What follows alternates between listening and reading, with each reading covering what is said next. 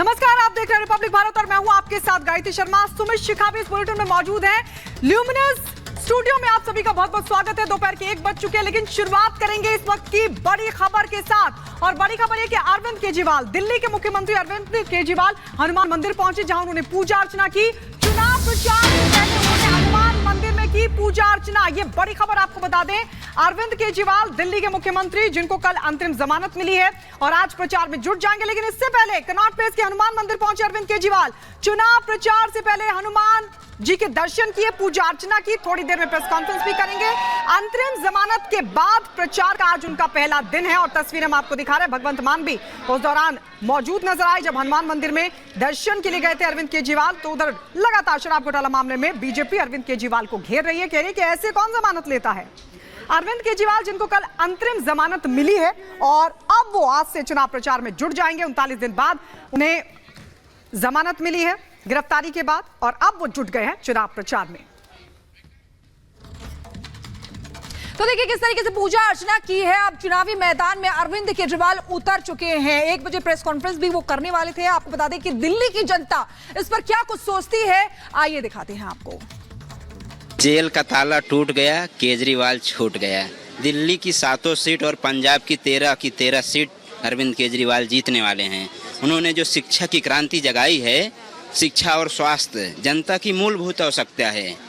आज हर गरीब का बच्चा अच्छी पढ़ाई करने लगा है। लोग प्राइवेट स्कूलों से सरकारी स्कूलों में जा रहे हैं। ये सिर्फ केजरीवाल ही कर सकता है और कोई नहीं कर सकता है। आ रहे तो अच्छी बात है, उनको कुछ मिलेगा यहाँ से, जो कुछ मांगे यहाँ हनुमान मंदिर से मिलेगा ना, तो इसलिए आए। तो जो भी कुछ मांगा हो जाए काम। बाहर आना तो उसका बेकार है, वो किसी काम का नहीं है। घोटाले तो उसने किए हैं, ये तो सत्य है। ये तो उसको जेल से सरकार ने नहीं, सुप्रीम कोर्ट ने रिहा करा है। आना सरकार के काम काज जो इसके किए तो दिल्ली में कुछ नहीं किया है, सिवाय नोटंकी के कुछ भी इसने कुछ नहीं किया। आने से क्या फर्क पड़ता है? कुछ नहीं फर्क पड़ता। मेरे पास अपॉर्चुनिटी है कि उनसे मैं आज देख भी लूँगा, मिल भी लूँगा। मैं भी आज दर्शन के लिए आया था। अच्छी बात है, देश में एक ऑप्शन है केजरीवाल, और ऐसा हम बड़ी नज़र से ना देखें किसी चीज़ को कि अगर वो रिहा हो रहे हैं तो अच्छी बात है कि हो सकता है कि लाइफ में चेंजेस भी आ जाए, लोगों के देश में चेंजेस भी आ सकते हैं। आम आदमी पार्टी के लिए बहुत अच्छा दिन है आज। और बीइंग मैं एक हाउसवाइफ हूँ, तो फैमिली के लिए समझ सकती हूँ कि बहुत खुशी का दिन है। उनकी वाइफ आज बहुत खुश होंगी, तो ये बहुत अच्छा दिन है उनकी फैमिली के लिए। बड़ी खबर आपको बताएं, बीजेपी का अरविंद केजरीवाल पर बड़ा हमला। जेल रिटर्न चीफ मिनिस्टर हैं केजरीवाल। जेल रिटर्न क्लब के सदस्य अब केजरीवाल बन गए हैं और दहाड़ने वालों के सुर त्योहार जाकर बदल गए। कोई जमानत पर रिहा है तो कोई फरार है। ये बड़ा हमला बोलती हुई बीजेपी नजर आ रही है। अरविंद केजरीवाल को जेल रिटर्न मिनिस्टर बता रही। केजरीवाल जी अब जेल रिटर्न चीफ मिनिस्टर्स के एलीट क्लब में शामिल हो गए हैं। ये वो क्लब है जो बहुत पुरानी सदस्यता जिन्होंने ली है। 1997 में लालू प्रसाद यादव जी इस क्लब के सदस्य बने। 1996 में तमिलनाडु की मुख्यमंत्री जयललिता जी इस क्लब की सदस्य बनी। फिर सन 2000 में तमिलनाडु के मुख्यमंत्री करुणानिधि जी जेल रिटर्न क्लब के सदस्य बने। फिर 2006 में झारखंड के मुख्यमंत्री Shibu Soren ji jail return club के सदस्य बने। फिर 2008 में मधु कौड़ा जी जेल रिटर्न क्लब के सदस्य बने। और मजे की बात यह है कि अब उस जेल रिटर्न क्लब के सदस्य बनने के बाद जो खुशी मना रहे हैं आम आदमी पार्टी के लोग, तो मुझे लगता है कि अन्ना को अपना गुरु मानने के बाद लालू यादव जी को अपना गुरु मानने का जो उन्होंने दिखाया था रामलीला मैदान में, तो उसका पूरा प्रभाव उनके ऊपर नजर आ रहा है। तो जेल से आने पर, और वो भी केवल शॉर्ट टर्म में विशेष परिस्थितियों में जैसा दिया गया है, उसके बाद जो उनकी ये खुशी दिखाई पड़ रही है, तो मतलब लगता खुशी मिली इतनी जो मन में ना समाये, पलक बंद कर लूं कहीं छलक ही ना जाए। तो इस इंडी गठबंधन के लिए मैं एक बात कहना चाहूंगा। देखिए कितनी मजेदार बात यह है, जो दहाड़ दहाड़ के कहते थे शीला दीक्षित जी को जेल में डाल देंगे, जो चिंगाड़ चिंगाड़ के कहते थे सोनिया गांधी जी को जेल में डाल देंगे, तिहाड़ में जाकर उनके सुर कैसे बदल गए कि वो आकर इन्हीं के आगे नतमस्तक हो गए और क्यों? अब उनके बीच में कोई दरार नहीं है। चलिए आगे बढ़ते हैं और इसी बीच इस वक्त की बड़ी खबर आपको बताएं। मणिशंकर के बयान पर प्रधानमंत्री नरेंद्र मोदी की तरफ से बड़ा हमला बोला गया है। प्रधानमंत्री ने कहा है कि वो कहते हैं कि पाकिस्तान के पास एटम बम है। ये बड़ी खबर आपको बता रहे हैं। प्रधानमंत्री नरेंद्र मोदी ने मणिशंकर अय्यर के बयान पर बड़ा हमला यहां पर बोला है, जिसमें मणिशंकर के बयान पर पलटवार करते हुए प्रधानमंत्री नरेंद्र मोदी ने कहा कि वो कहते हैं कि पाकिस्तान के पास एटम बम है और पाकिस्तान बम को संभाल नहीं पा रहा है और अब हम बेचने के लिए वो निकला है। पाकिस्तान पाक के एटम बम का कोई खरीदार नहीं है। कांग्रेस देश को डराना चाह रही है। और दूसरी तरफ एक कांग्रेस की सोच, कांग्रेस बार बार अपने ही देश को डराने की कोशिश करती है। वो कहते हैं संभल के चलो, पाकिस्तान के पास एटम बम है, पाकिस्तान के पास एटम बम है, पाकिस्तान के पास एटम बम है। ये मरे पड़े लोग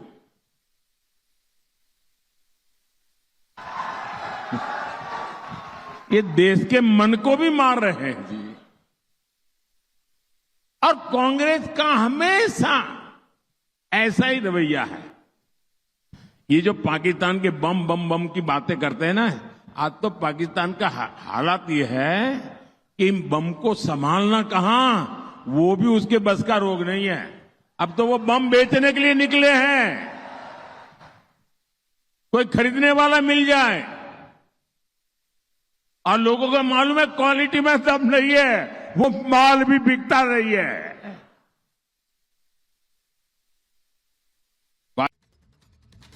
तो ये मणिशंकर अय्यर के बयान पर प्रधानमंत्री नरेंद्र मोदी का पलटवार, जिसमें उन्होंने कहा कि कांग्रेस देश को डराना चाहती है। लेकिन आपको बता दें, कभी सर्जिकल स्ट्राइक के सबूत मांगे तो कभी सर्जिकल स्ट्राइक का वीडियो। हर चुनाव से पहले कांग्रेस का सर्जिकल स्ट्राइक राग शुरू हो जाता है। एक बार फिर से शुरू हो गया है। अब तेलंगाना के मुख्यमंत्री रेवंत रेड्डी ने सर्जिकल स्ट्राइक के होने पर ही उठा दिए हैं सवाल। रिपोर्ट आपको दिखाते हैं।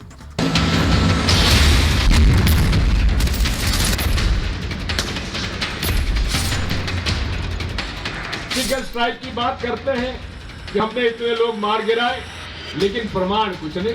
सर्जिकल स्ट्राइक निश्चित तौर से हुई थी, आज तक वो वीडियो नहीं दिखाया गया। सर्जिकल स्ट्राइक हुआ नहीं हुआ किसी को पता भी नहीं आज तक। साल 2019 का लोकसभा चुनाव सर्जिकल स्ट्राइक पर सवाल। साल 2022 के विधानसभा चुनाव सर्जिकल स्ट्राइक पर सवाल। 2024 का लोकसभा चुनाव सर्जिकल स्ट्राइक पर सवाल। चुनाव दर चुनाव हर बार वही सवाल उठाकर कांग्रेस सेना का अपमान कर रही है। अब तक आरक्षण, राम मंदिर, संविधान के मुद्दों के इर्द गिर्द घूम रहे चुनाव में फिर सर्जिकल स्ट्राइक का जिन निकल आया है। और इस बार यह जिन निकला है तेलंगाना में, जहां मुख्यमंत्री रेवंत रेड्डी ने सर्जिकल स्ट्राइक पर सवाल उठाकर सियासत गरमा दी है। रेड्डी का कहना है कि पुलवामा हमला कैसे हुआ, यह सरकार का बड़ा फेल्योर है। Pulwama incident is classic example. They have failed. IB क्या कर रहा है, इंटेलिजेंस नेटवर्क क्या कर रहा है? पुलवामा इंसिडेंट होने के बाद सर्जिकल स्ट्राइक में पॉलिटिकल बेनिफिट लेने के लिए मोदी जी कोशिश कर रहा है। मेरा सवाल यह है कि मोदी जी को, भाई आप क्या कर रहा है? पुलवामा इंसिडेंट क्यों हुआ है, क्यों होने दिए? देश की सुरक्षा आप क्या कर रहा है? क्यों आईबी रॉ ये एजेंसीज को क्यों इस्तेमाल नहीं किया आप? तो वहां पर आपका फेल्यूर है ना। उसके बाद आप किए नहीं किए भगवान जाने। सर्जिकल स्ट्राइक हुआ नहीं हुआ किसी को पता भी नहीं आज तक। ये कोई पहली बार नहीं है जब सेना के पराक्रम पर सवाल उठाकर चुनाव में मुद्दा भुनाने की कोशिश की गई। कांग्रेस के बयानवीरों के बयानों से लगता है इन लोगों ने सेना के अपमान और मनोबल गिराने का ठेका ले रखा है। इससे पहले जनवरी 2023 में कांग्रेस नेता दिग्विजय सिंह ने सर्जिकल स्ट्राइक के सबूत मांगे थे। जनवरी 2023 में ही राशिद अल्वी ने कहा था सर्जिकल स्ट्राइक का वीडियो जारी क्यों नहीं हुआ। हालांकि दिग्विजय सिंह के बयान के बाद कांग्रेस नेताओं ने डैमेज कंट्रोल करने की कोशिश की। कांग्रेस ने दिग्विजय के बयान को निजी बताते हुए पल्ला झाड़ लिया, लेकिन रुक रुक कर कांग्रेस नेताओं का पाकिस्तान प्रेम भी सामने आता रहा। कुछ दिन पहले महाराष्ट्र कांग्रेस के नेता विजय नामदेव राव वडेट्टीवार ने कहा था कि हेमंत करकरे को कसाब ने नहीं मारा था। पंजाब के पूर्व सीएम चरणजीत चन्नी ने पुंछ हमले को स्टंटबाजी बताते हुए सवाल खड़े किए। पंजाब कांग्रेस के अध्यक्ष अमरिंदर राजा वडिंग ने पुलवामा हमले पर पाकिस्तान को क्लीन चिट दी। ये लोग रहते हिंदुस्तान में कांग्रेस के, गुणगान पाकिस्तान का करते हैं। खाते यहाँ का है, डराते दूसरे के नाम पर है। जब हमने एयर स्ट्राइक, सर्जिकल स्ट्राइक की तो उस पर भी प्रश्न चिन्ह खड़ा कर दिया अपनी सेना के जवानों पर पाकिस्तान ने। ये कांग्रेस के कारण देश में आतंकवाद बढ़ा था, उनको संरक्षण मिलता था। अभी भी कर्नाटक में कांग्रेस की सरकार आई, वहां आतंकवादी हमला हुआ, किसको पकड़ा? किसी को नहीं। देश की रक्षा के लिए जो जवान सरहदों पर तैनात हैं, बार बार सेना के उन्हीं जवानों का मनोबल तोड़ने वाले ये बयान दिखाते हैं कि मोदी विरोध में कांग्रेस नेता किस हद तक पहुंच गए हैं। तो रेवंत रेड्डी जी, जानकारी नहीं है या इतनी मोहब्बत है कि राहुल गांधी के लिए साहब कहने वाले पाकिस्तानी मंत्री के कहने के बाद भी आपको दिखाई नहीं पड़ रहा है, सुनाई नहीं पड़ रहा है? तो सोते व्यक्ति को जगा कर दिखाया जा सकता है, और जागा हुआ जो आंखों से भी न देखना चाहे उसे दिखाया नहीं जा सकता। देश में आम चुनाव चल रहे हैं, जाहिर सी बात है कांग्रेस को उम्मीद है कि इस तरह की सेना, सर्जिकल स्ट्राइक और आतंकी हमलों का मुद्दा उठाकर बीजेपी को नुकसान पहुंचाया जा सकता है। फिलहाल कांग्रेस को अब तक किसी चुनाव में इन मुद्दों पर कोई सफलता नहीं मिली। हालिया बयानबाजी से फिर यह बात साबित हो रही है कि कांग्रेस अपनी गलतियों से सीखने को तैयार नहीं। Bureau report, Republic Bharat. और केंद्रीय मंत्री और हमीरपुर से बीजेपी प्रत्याशी अनुराग ठाकुर ने रिपब्लिक भारत से एक्सक्लूसिव बातचीत की। उन्होंने क्या कुछ कहा, अरविंद केजरीवाल, कांग्रेस का पाक प्रेम और साथ ही साथ मणिशंकर अय्यर के बयान के साथ साथ राम मंदिर जैसे मुद्दों पर भी बातचीत की है। एक रिपोर्ट आपको दिखाते हैं। हमारे साथ बात करने के लिए अनुराग ठाकुर जी। अनुराग जी, आज आप विजय संकल्प यात्रा निकाल रहे हैं। मुझे लगा जोश जनता का जो देखने को मिल रहा है, यह उत्साह मंग दिखाती है कि मोदी सरकार 400 पार बनने वाली है। हमने देखा कितना बड़ा जन सैलाब आपको केवल देखने के लिए यहाँ पे उमड़ी हुई है, और लगातार ये जनता का प्यार और आशीर्वाद है जो मुझे 4 बार सांसद बनाया और 5वीं बार बनाने की तैयारी है। एक बार फिर कांग्रेस ने राम मंदिर को लेकर के अनर्गल बयान दिया है और शुद्धिकरण की बात की है, क्या कहेंगे आप? कांग्रेस का स्तर इतना राजनीति में गिर गया कि लोग आज कांग्रेस को 40 पार भी नहीं करेंगे और मोदी जी की सरकार 400 पार करके बनाएंगे। जो तेलंगाना के सीएम हैं वो सेना पे फिर से सवाल उठा रहे हैं, आप किस तरीके से देखते हैं? कांग्रेस सदा सेना का अपमान करती रही।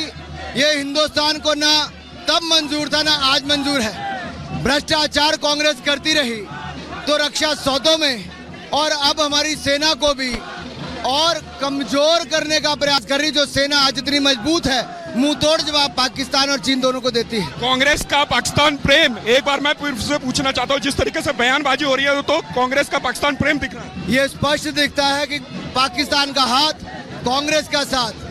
कांग्रेस के कई नेता रहते हिंदुस्तान में है, गुणगान पाकिस्तान का करते हैं। तो तमाम मसलों को लेकर विपक्ष पर बड़ा हमला बोलते हुए अनुराग ठाकुर केंद्रीय मंत्री यहां पर नजर आए। लोमस सीधा हमारे साथ हमीरपुर से इस वक्त जुड़ रहे हैं। लोमस, किस तरीके से चुनाव प्रचार चल रहा है, और सबसे बड़ी बात जो अलग अलग मसले हैं उन पर केंद्रीय मंत्री अनुराग ठाकुर विपक्ष को आड़े हाथ ले रहे हैं? बिल्कुल साफ तौर पे सुमित, अगर आपको यहाँ की तस्वीर दिखाएं अभी, क्योंकि हम हमीरपुर में मौजूद है, साफ तौर पे यहाँ पे एक जन सैलाब उमड़ा हुआ है अनुराग ठाकुर को देखने के लिए, और साफ तौर पे आप देख सकते हैं जनता का एक जन सैलाब यहाँ पे गांधी चौक पे उमड़ा हुआ है। जिस तरीके से आज विजय संकल्प यात्रा अनुराग ठाकुर के द्वारा निकाली गई, यहाँ पर लोगों का एक हुजूम यहाँ पे उमड़ा हुआ, और कुछ यहाँ पे जो वोटर्स हैं, जो यहाँ के स्थानीय लोग हैं हमीरपुर के, उनसे भी हम बात करने की कोशिश करते हैं। आप लोग यहाँ पे पहुंचे हुए हैं बड़े जन सैलाब के साथ, किस तरीके से देखते हैं कि लोगों का कितना समर्थन है? पूरा समर्थन है अनुराग सर के साथ।